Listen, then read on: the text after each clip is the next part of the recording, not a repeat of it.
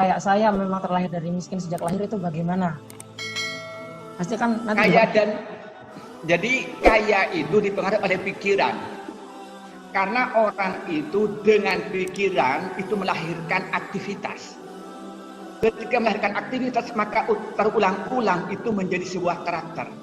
Karakter itu menjadi sebuah takdir. Nah, takdir itu kalau dia itu sudah takdirnya miskin jadi miskin gitu. Jadi kalau sudah pikirannya saya miskin.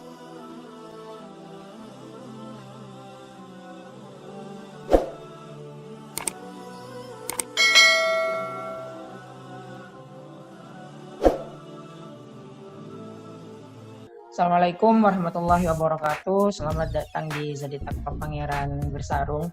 Dalam segmen kali ini, dalam episode kali ini di channel saya, ini mau bahas-bahas, mau ngobrol sedikit yang agak serius. Di sini saya bersama Ustadz, bersama Kiai Haji Dr. Wadud Nafis LC. Beliau adalah pengasuh pondok pesantren Manarul Quran. Beliau juga salah satu dosen di YIN Jember. Gitu kan, Gi? Ya, betul. Dosen pasca sarjana. Dosen pasca sarjana. Kemudian di YAIS beliau sebagai jenengan apa? Dosen biasa. Oh, nggih. Ngobrol kita hari ini temanya cukup kalau dibilang unik, boleh unik lah. Kalau dibilang serius ya juga agak serius.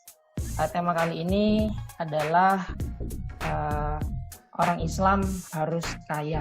Nah, kebetulan Gus Wadud ini pakar ekonomi Islam. Kan gitu nggih, Mas? Iya, betul. Bukan pakar, sedikit paham lah.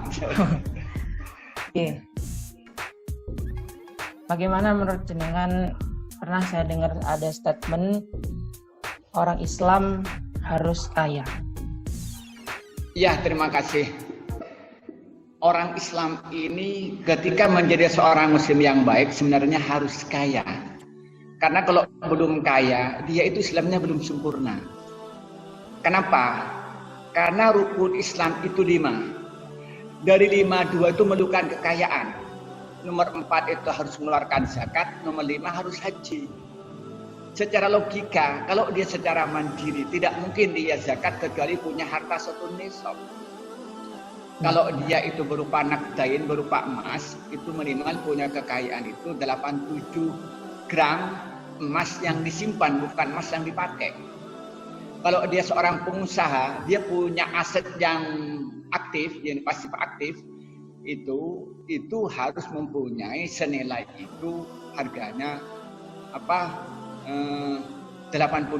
gram emas. Itu tidak mungkin orang miskin kecuali orang kaya. Itu yang pertama. Yang kedua, itu rukun Islam yang kelima itu haji.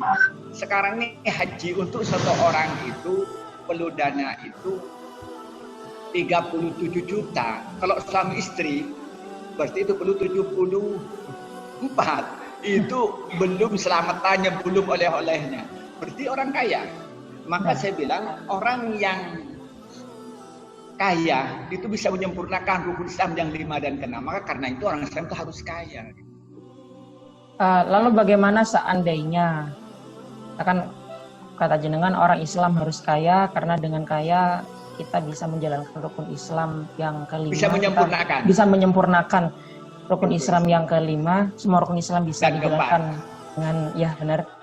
Lalu bagaimana jika ada orang yang seperti ini? Berarti kalau orang Islam harus kaya, berarti kita ini sama dengan menghina orang miskin. Lalu bagaimana? Kan kadang orang awam mencernanya seperti itu. Itu bagaimana jenengan? Logikanya bukan begitu, bahwa umat Islam itu harus berusaha menjadi orang kaya. Dari mana caranya? Maka Islam itu menyuruh suruh bekerja keras. Maka Rasulullah menyatakan al-yadul ulya khairun menjadi sufla. Tangan di atas lebih baik daripada yang di bawah. Orang yang memberi lebih baik daripada yang menerima. Maka karena itu umat Islam itu diwajibkan supaya dia bekerja keras. Dengan bekerja keras itu pada akhirnya dia menjadi orang yang kaya yang dapat memberi pada orang lain. Nah, ketika dia jadi miskin, sudah berusaha untuk menjadi orang kaya, itu baru bicara takdir. Yang menjadi problem, ada orang ini sebagai muslim, dia kerjanya tidak profesional, dia pemalas, lalu bilang itu adalah takdir, dan mengartikan kesuhutan itu orang yang miskin karena malas. Bukan miskin dia karena berusaha. Lalu dia oleh Allah takdirkan dia itu tidak. Berarti statement ini sebenarnya memotivasi kita untuk belajar keras, untuk bekerja keras, untuk berusaha semaksimal mungkin, berarti begitu. Ya, iya. Coba Rasulullah menyatakan, Allah mabarik li ummatihi fi bukuriha. Ya Allah, berikanlah barakah kepada umatku pada waktu paginya. Ulama hadis mengartikan hadis ini bahwa umat Nabi Muhammad yang bekerja sejak pagi, dia bekerja ke tempat kerja, umpamanya ke sawah bagi petani, dia pergi ke pasar bagi pedagang, yang kerja online itu sudah menghidupkan internetnya pagi-pagi, diniatin karena Allah, maka pada waktu akan mendapat keberkahan dari Allah berkat doa Nabi Muhammad SAW. Maka karena itu orang yang tidur pagi, maka dia tidak mendapat keberkahan. Katanya orang Madura, orang yang tidur pagi itu dijauhkan dari rezeki Allah. Karena pada waktu itu malaikat sedang bagi-bagi rezeki, dia tidur gitu. Kira-kira begitulah. Maka karena itu kita wajib bekerja keras untuk mendapatkan kekayaan. Gitu. Dan sahabat-sahabat yang dijamin surga ini rata-rata orang kaya. Contoh, yang mendapat jaminan surga langsung dari Al-Quran itu adalah Sayyidina Utsman. Sayyidina Utsman itu asbabun nuzulnya apa? Ketika di Madinah itu ada sumur, yang sumur milik orang Yahudi, yang sumur itu airnya dijual kepada umat Islam, satu kirbah itu adalah kalau sekarang sama dengan 5 liter air. Jadi kirbah itu adalah kulit kambing, yang kambingnya itu lepas, kemudian tinggal kulitnya, kemudian dijahit lagi untuk penyimpanan air, itu namanya kirbah. Nah, satu kirbah itu dijual kepada sahabat dengan beberapa dinar. Nah, sehingga sampai umat Islam di Mekah, di Madinah itu kambingnya banyak dimiliki orang Yahudi itu. Lalu Rasulullah melakukan sayembara, siapa yang beli sumur itu dan sumurnya itu diwakafkan pada umat Islam akan dijamin masuk surga. Sayyidina Utsman yang beli, dalam riwayat itu dibeli dengan 20.000 dirham. Lalu turunlah ayat, ya ayyatuhan nafsul mutmainnah irji ila rabbiki radiyatan mardiyah adkhuli fi ibadi wadkhuli jannati. Ternyata Sayyidina Utsman itu di samping kebaikan yang banyak yang tidak terhitung kebaikannya, tapi berkenaan dengan ayat ini dia karena kekayaannya dia, coba bayangkan. Jadi orang kaya itu jadi penting bagi umat Islam karena itulah bisa berjuang di jalan Allah. Begitu.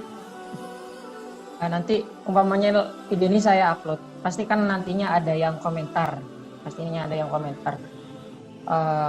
Ya sih, kayak sampean, kayak panjenengan semua ngomong kayak gitu itu gampang lah. Kayak saya memang terlahir dari miskin sejak lahir, itu bagaimana? Pasti kan nanti kaya jadi kaya itu dipengaruhi oleh pikiran. Karena orang itu dengan pikiran itu melahirkan aktivitas. Ketika melahirkan aktivitas maka terulang-ulang itu menjadi sebuah karakter. Karakter itu menjadi sebuah takdir. Nah, takdir itu kalau dia itu sudah takdirnya miskin jadi miskin. Jadi kalau sudah pikirannya saya miskin, maka aktivitasnya menuju kemiskinan. Karena menuju kemiskinan aktivitasnya maka menjadi miskin beneran. Itu yang disebut nama anak indahoni abdibi. Jadi pertama itu harus yang di build up pertama kali itu berarti harus mental berarti harus mindset. Harus mindset. Mental kaya. Jadi, berarti begitu. Iya, kalau dia punya mindsetnya orang kaya, saya harus kaya. Apa pertanyaan berikutnya? Bagaimana caranya kaya? Berikutnya harus belajar pada siapa jadi orang kaya ini.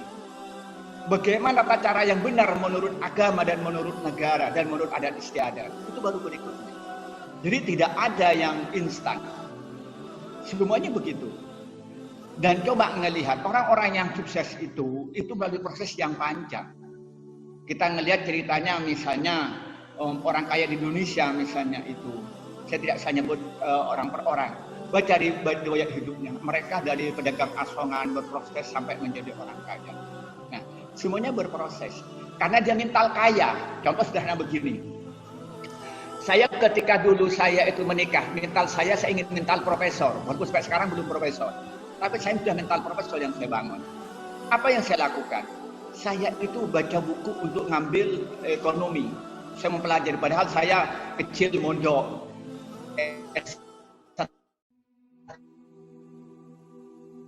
Saya perbandingan mazhab fikih, buku ekonomi. Setelah paham baru saya ngambil S2.